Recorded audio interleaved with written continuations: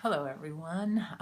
Today I'm going to be talking about autism spectrum disorder, um, and I'm going to just go over a variety of things throughout this presentation. First, I'm going to talk about the definitions of autism, and then just some characteristics that you will experience in working with a student with autism. And then I'm going to talk a bit about the IEP process and autism and how it relates to physical education, and then just briefly touch on the standards, both the NASPE standards and the state standards. And then we're going to talk about some strategies on how to help these students experience as much as they can through physical education and give them every chance possible to help them meet their goals and standards. So the word-for-word definition, the idea definition of autism is a developmental disability significantly affecting verbal and nonverbal communication and social interaction. And it's generally evident before the age of 3, and it adversely affects the child's educational performance. And autism spectrum disorder, keep in mind the word spectrum as you're hearing about this disorder really means a wide range of severity.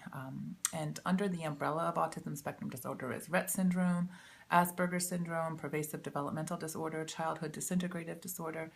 And the severity of autism depends on the age of onset and the symptoms that are being experienced.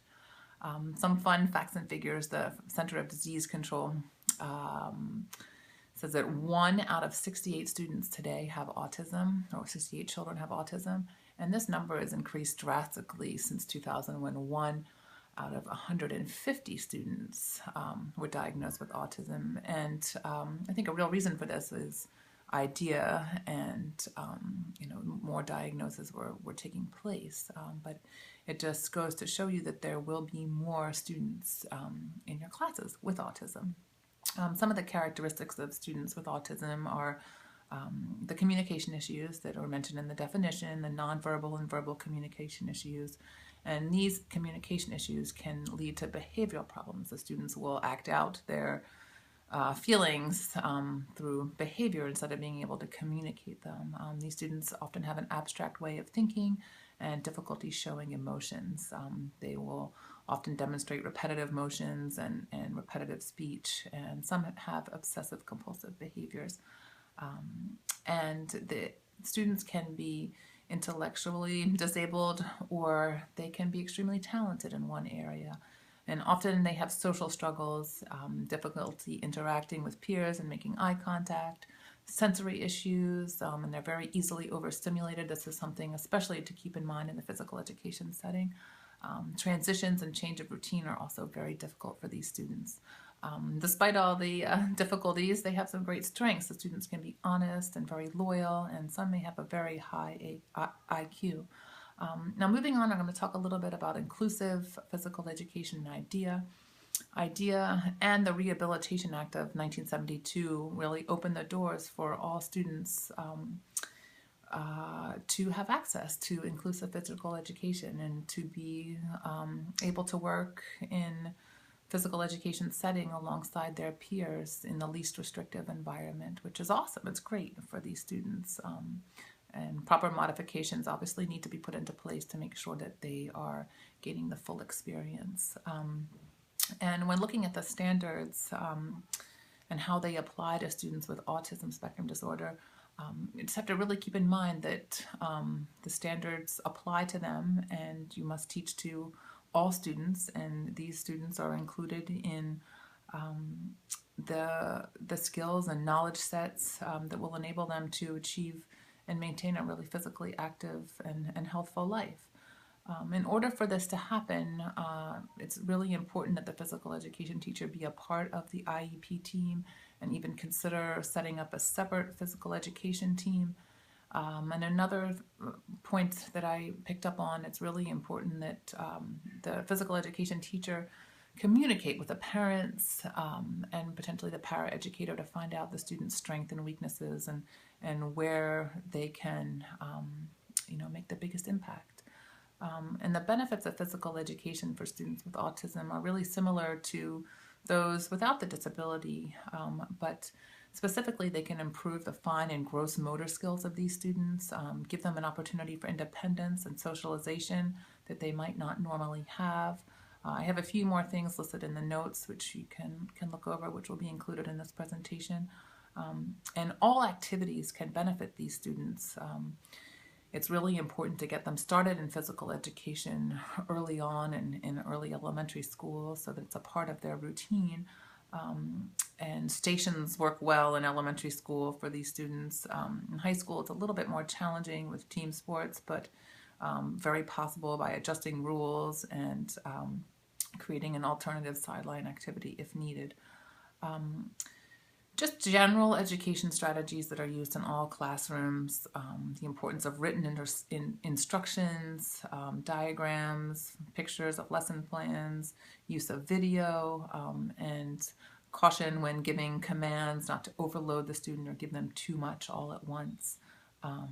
And again, teaching to all students, not singling out the student with autism, including them as you would include any other student. And really thinking about the principle of differentiation as well, structuring the class based on the student's needs. And use of a peer facilitator. Teachers should model appropriate behavior in class, and some other strategies that most teachers use is continuing to provide opportunity for social interaction, which is something that physical education can really benefit these students.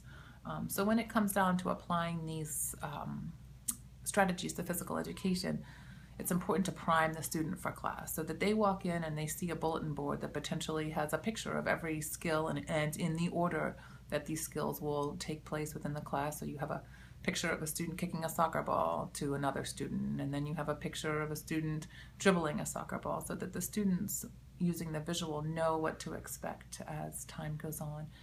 Priming the student for transitions is another extremely important piece of information to remember. The students maybe playing baseball, hitting off a tee, and before switching them to a catching drill, give them 5 more hits and then you go, instead of just taking them right away. And this will help them with a change from activity. And understanding the potential for sensory overload within the class is really important.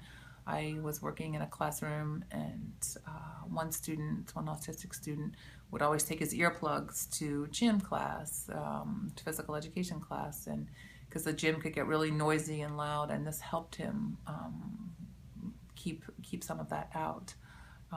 And using commands and cues when teaching skill instruction, they should be short, they should be brief, and really give the student a chance to respond before giving them another one. Let them process the information. Setting boundaries is extremely important. Students need to be given potentially a colored poly spot so they know this is where you go, this is where you stand and wait for the drill to take place, or these are the boundaries in this exercise. And if you're working with multiple students with autism, use different colored tape, different colored poly spots.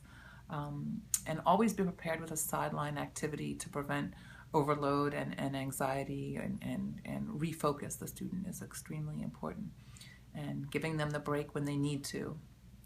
Another thing that I found interesting is hand-picking teams, so that there may be 1 or 2 students that set off the autistic student, and being sensitive to this and aware of this, and so hand-pick the teams to make sure that those 2 students are not together.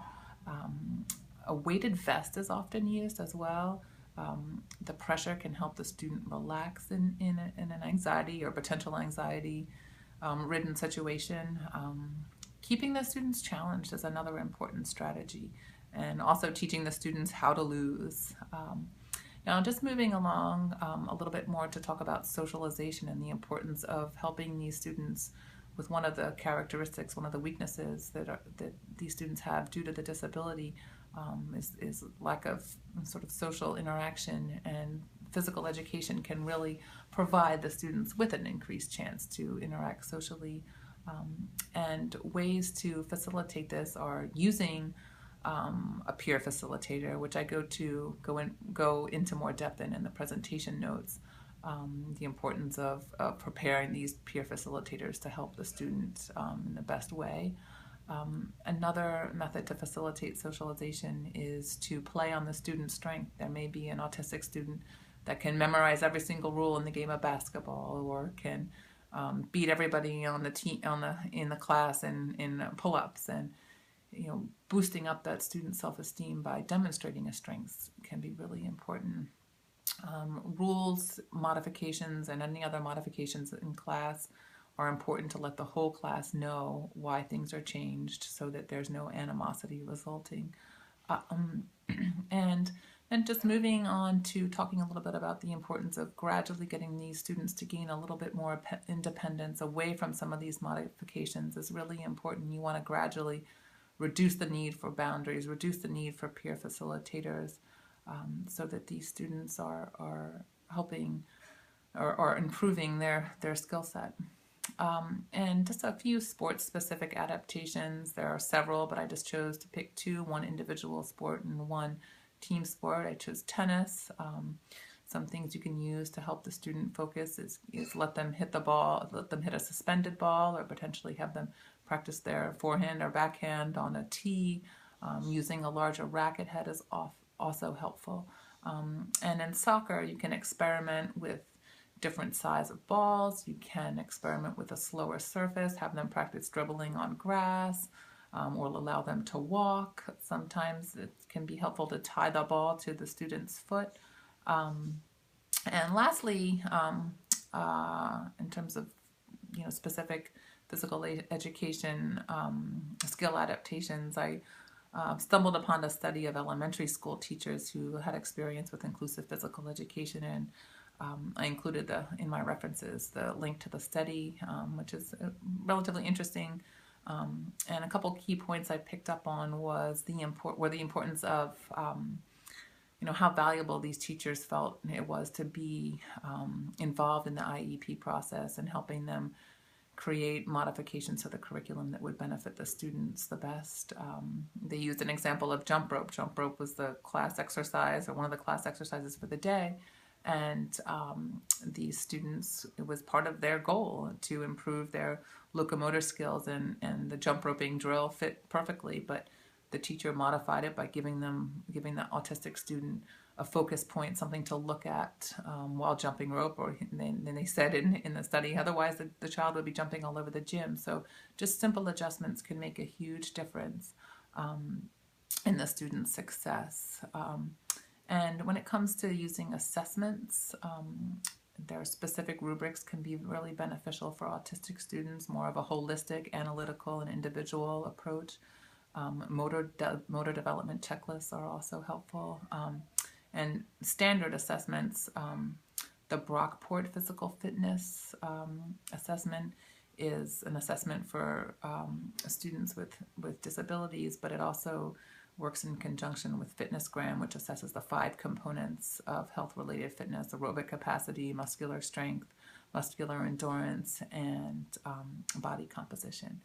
And that's about all I have today, and thank you very much for listening, and you'll find a little bit more information included in my presentation notes along with some references. Thank you.